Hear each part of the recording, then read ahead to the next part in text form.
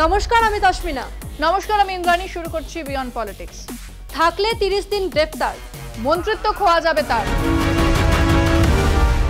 আমরা এসে গেছি, এবার গরমাগরম খবর। বাবা, তুই তো দারুণ মুডে আছিস রে। আছেই তো। আমার পুজোর বাজেট বাবা কিছুতেই পাস করছিল না, খালি বলছে এত টাকা শপিং কেন করবি। তারপর কি হলো? কি আর হবে, মার কাছে গিয়ে একটু কান্নাকাটি করলাম, একদিন রাতে খেলাম না, ব্যাস অমনি বিল পাস হয়ে গেল। সে তো বুঝলাম, কিন্তু ওদিকে যে আরো অনেকগুলো বিল পাস হয়ে গেছে, সে খবর রাখিস কি? মানে সেসব আবার কোন নতুন বিল? কে পাস করালেন? পাস করিয়েছেন কেন্দ্রীয় স্বরাষ্ট্রমন্ত্রী অমিত শাহ। আর বিলগুলো হলো সংবিধান 130তম সংশোধনী বিল, কেন্দ্র শাসিত অঞ্চল সরকার সংশোধনী বিল, জম্মু কাশ্মীর পুনর্গঠন সংশোধনী বিল। ওরে বাপরে, মাথা ঘুরছে যে। ঘোরারই কথা, গোটা দেশেরই এবার মাথা ঘুরবে। কেন, কি এমন আছে এসব বিলে? 3টে বিলেরই গল্পটা এক। তাই? কিরকম গল্প?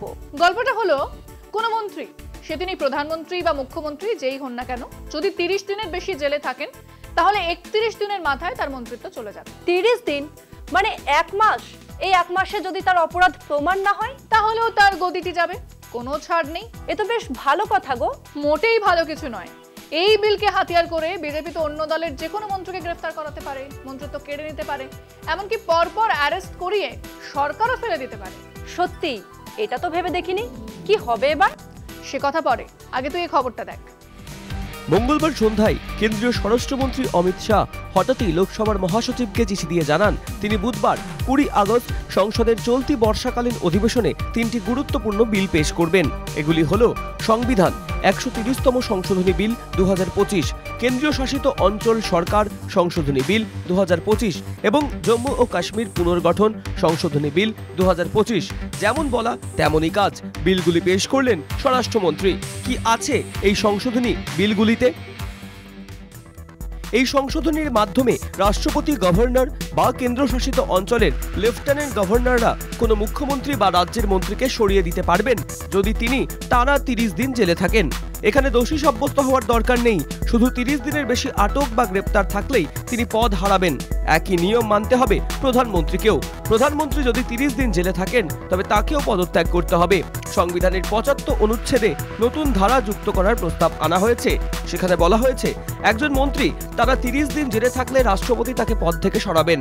প্রধানমন্ত্রী যদি নির্দিষ্ট সময়ের মধ্যে রাষ্ট্রপতিকে পদত্যাগ সংক্রান্ত পরামর্শ না দেন, তবে ওই মন্ত্রী স্বয়ংক্রিয়ভাবে পদচ্যুত হবেন। আর প্রধানমন্ত্রী নিজে যদি জেলে থাকেন 30 দিন, তবে তাকেও 31তম দিনে পদত্যাগ করতে হবে। 1963 সালের কেন্দ্রশাসিত অঞ্চল আইনেও একই রকম সংশোধনী আনা হয়েছে। জম্মু ও কাশ্মীর পুনর্গঠন সংশোধনী বিলে বলা হয়েছে, যদি কোনো মন্ত্রী টানা 30 দিন আটক থাকেন, তবে লেফটেন্যান্ট গভর্নর মুখ্যমন্ত্রীর পরামর্শে তাকে সরিয়ে দিতে পারবেন। যেখানে কেন্দ্র সরকার আদালতে বলেছিল জম্মু ও কাশ্মীরকে পূর্ণ রাজ্যের মর্যাদা ফিরিয়ে দেওয়া হবে, সেখানে এই সংশোধনী উল্টো দিকেই যাচ্ছে। এতে কেন্দ্রীয় সরকারের আর লেফটেন্যান্ট গভর্নরের হাতে আরও বেশি ক্ষমতা চলে আসবে, নির্বাচিত মুখ্যমন্ত্রীর ক্ষমতা কমে যাবে। এই বিল পাশের আগেই অমিত শাহ চিঠিতে লোকসভার মহাসচিবকে অনুরোধ করেছেন যাতে বিল পাস সংক্রান্ত নিয়ম কিছুটা শিথিল করা হয়।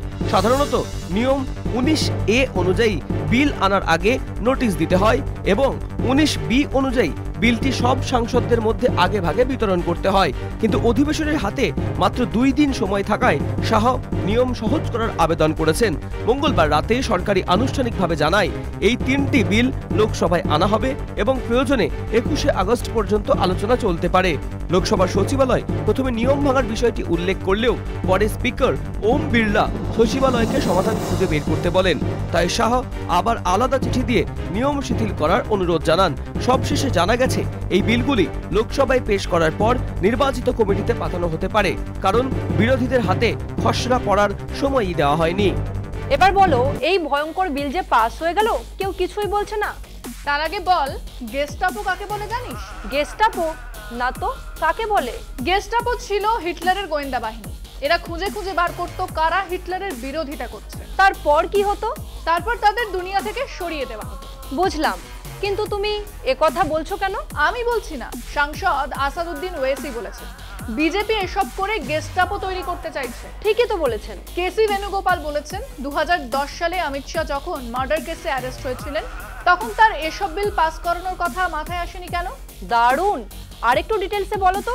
তুই এই খবরটা দেখ, তাহলেই সবটা বুঝে যাবি।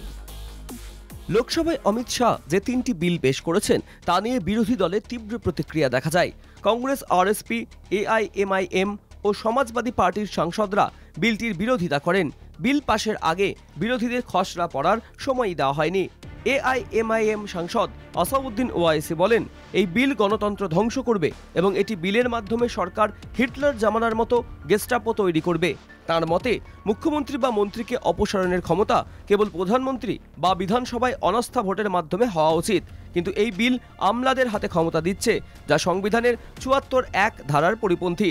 তিনি বলেন, এটি নির্বাচিত সরকারকে আমলাদের দয়ার উপর নির্ভরশীল করে দেবে। কংগ্রেস সাংসদ মনীষ তিওয়ারি বলেন, এই বিল সংবিধানের মৌলিক কাঠামো লঙ্ঘন করছে। তার বক্তব্য, আইনের মূল নীতি হল প্রমাণিত না হওয়া পর্যন্ত কেউ দোষী নয়, কিন্তু এই বিল তদন্তকারী অফিসারকে প্রধানমন্ত্রী পর্যন্ত নিয়ন্ত্রণ করার ক্ষমতা দিচ্ছে। এটি অনুচ্ছেদ ২১ ভেঙে দিচ্ছে এবং সংসদীয় গণতন্ত্র বিকৃত করছে। আরএসপি সাংসদ এন.কে. প্রেমচন্দ্রন অভিযোগ করেন, বিলটি তড়িঘড়ি আনা হয়েছে এবং সাংসদদের হাতে আগের রাতে দেওয়া হয়েছে। তিনি বলেন, এর উদ্দেশ্য বিরোধী শাসিত রাজ্যগুলিকে অস্থির করা। কংগ্রেস নেতা কে.সি. বেণুগোপাল প্রশ্ন তোলেন, ২০১০ সালে গুজরাটের স্বরাষ্ট্রমন্ত্রী থাকাকালীন অমিত শাহ যখন গ্রেপ্তার হয়েছিলেন তখন তিনি কি এই নৈতিকতার নজির দেখিয়েছিলেন?